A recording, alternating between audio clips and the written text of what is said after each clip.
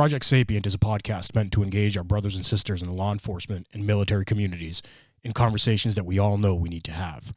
All opinions you'll hear are our own, are protected by our First Amendment of the United States Constitution, and in no way reflect or are meant to reflect the opinion of any specific agency, officer, or service member.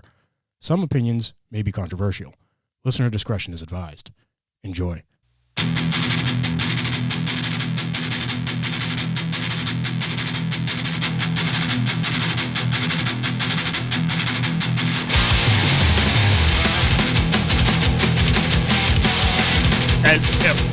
Love the midweek shit.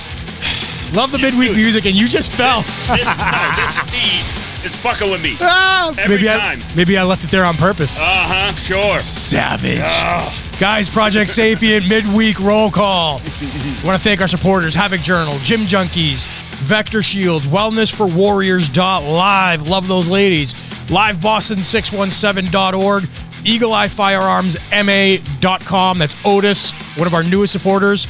Badass mofo, and odkit.com. Guys, thank you for subscribing. We're hitting milestones. We're loving everybody. Please subscribe to our YouTube channel. Please, please, please, please, please, please, please. Hell yeah. We have an awesome midweek roll call. So what do we got? Midweek roll call. And guess what? This name is easy. No, bullshit. You're going to fuck it up. Oh, no. Written by Isaac Smith. Ooh. See? Congratulations, thank you, sir. Thank you, very good. Sir. That was very good. Thank you, good sir.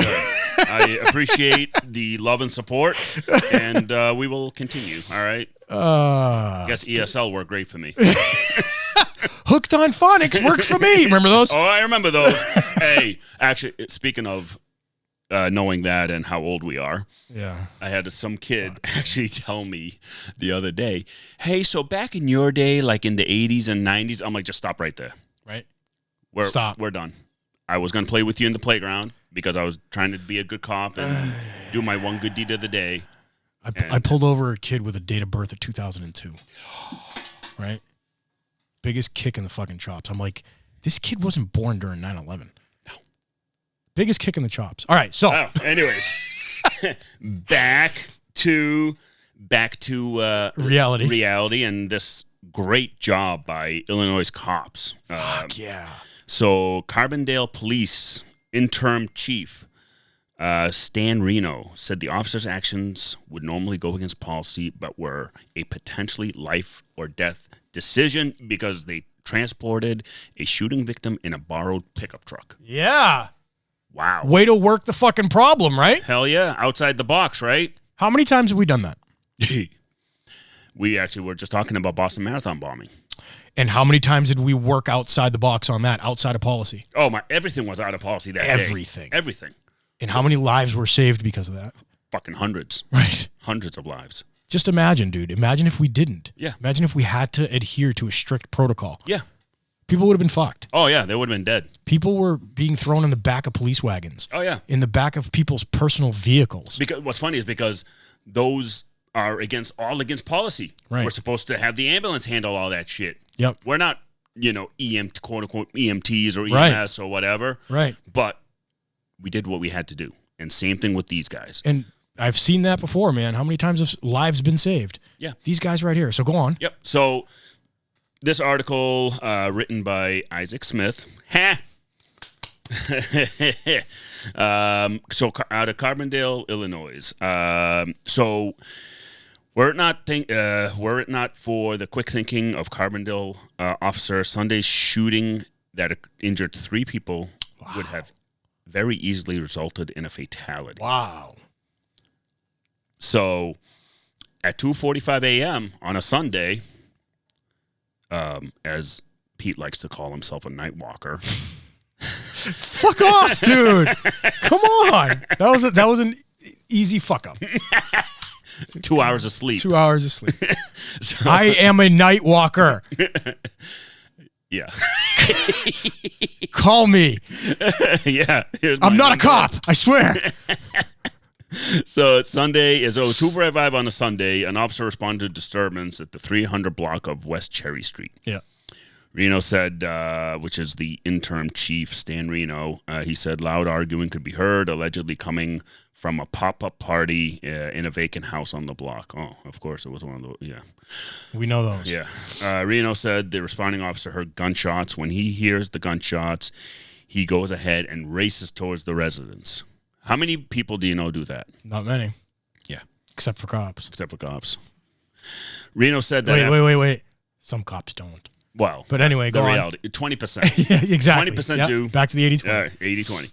So Reno said after finding the shooting victim, the victim outside, unresponsive, the officer, with the help of another who had arrived, decided it would be best used to use a tarp, move the victim to the road. That way, an ambulance could quickly transport him to the hospital.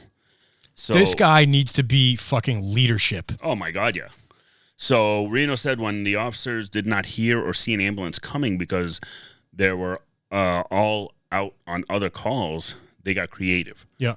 Reno said officers decided to place the gunshot victim in the bed of the pickup truck and transport him to the hospital themselves. Reno said one officer drove the truck, lent to them by someone on the scene, while the other performed CPR in the bed of the truck. Talk about everything against policy. Wow. Right? Holy shit. Against policy. Fuck policy. You're saving this human being's life, man. Well, that's the point that he's getting at. And the chief actually came out and said, holy shit. Well, you know what's great is even our chief in my PD has said before, listen, just because it's policy, there are always extenuating circumstances. Like we have the policy where you can't shoot from inside the vehicle. Right. That's a policy. We just talked about the training we did, shooting inside the vehicle. You know why? Because we've had officers get ambushed while sitting in the cruisers, gunshots, and they were forced to fire back. This is being sapient at its best. Yeah. This is being sapient at its best. Yeah, exactly. So Reno said this typically goes against department policy of moving victims. As it turns out, that was the absolutely best decision. Just save this human being's life. It was literally a critical, potentially life or death decision. The victim remained in critical condition as of Tuesday, he said. So, I didn't even say the date of when. So this happened, looks like this article was posted yesterday.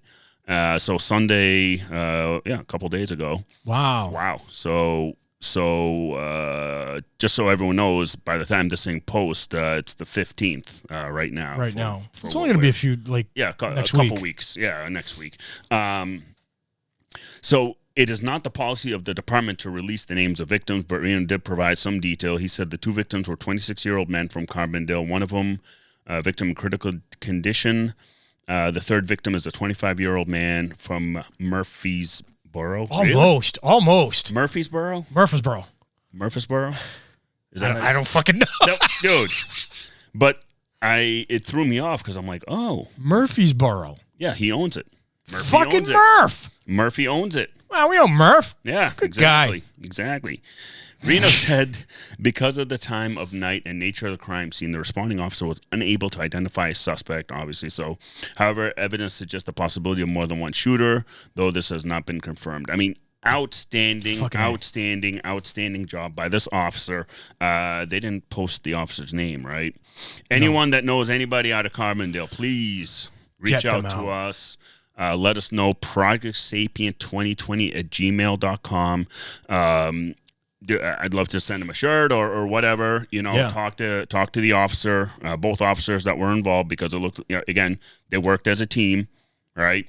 They both did the right thing. They both thought outside the box. And how many times have you had where the ambulances are actually busy and you got to wait around sometimes? It happened to me the other night. Oh, all right. Happened to me the other night. You have to improvise. You have to do things. Especially life and death. Life and death, man. That's what it's all about. Now, if it's like a small laceration, we're going to sit. And we're going to wait. Yeah, you're not going to commandeer a pickup truck and fucking take somebody to the hospital on a laceration, tiny laceration. Thing is, though, right? you get sometimes the civilians that are too hyper and they're like, you need to take him now. He's bleeding everywhere. You're like, no, he's got a cut. It's a paper cut. It'll be fine. It's fine. We don't need to steal a truck or get a nosebleed. Whatever. Yeah, he'll be fine. All right, let me ask you the question, right? This is awesome that the chief came out and commended these officers. Let's play devil's advocate. If the shit went wrong, What do you think? We don't know this, Chief. We're not dogging you, sir. We're making the discussion. I would say he'd hang them up to dry. Really? Yeah. I don't know. Just the way he was talking, the statement and all that stuff, I think he would say they did everything they possibly could. Well, what I'm saying, if it went negative, like, they got in a crash. Yeah. And fucking, you know what I mean? Yeah. I mean, it's tough. Again, Chief, we don't know you. You'd probably defend you guys to death. Right. Again, no insult. Other police leaders that we know will turn on that's their where fucking guys. That's where I was going. Yeah, with no, that. then okay, that way. So objectively looking at it and not thinking of this chief, just other departments that we know. How sad is that it's more common than not that we know the Chiefs are going to fucking hang them out to dry? Oh, yeah. It's fucking sad. It is. I'm telling you, man. Today's a special day, right? Because it is the 15th, and it is the Boston Marathon anniversary. I hate using that word, but you know what I mean. Yeah, yeah. And there's a lot of shit that was going on in Boston that day. Yeah. And I could think of a lot of things that we did use policy. I could think of the things that were so far out of the fucking... Dude, that week was no policy whatsoever. Exactly. None. There was a lot of things. What did you think about with that, with the street to street clear? Were you doing that with us? Yeah, right? Yeah, the team was, yep. So what did you think of that? I mean, it was necessary. It was necessary, and I was fine with everything that we did. Because it was such an extreme situation. Right? I mean, you're talking IEDs and the murder of MIT officer, right. Sean Collier. And the shootout after. The shootout after, and the war zone that was Watertown. I'll never forget that, man. I mean, you can't, guys who were prior military, the military came out of them.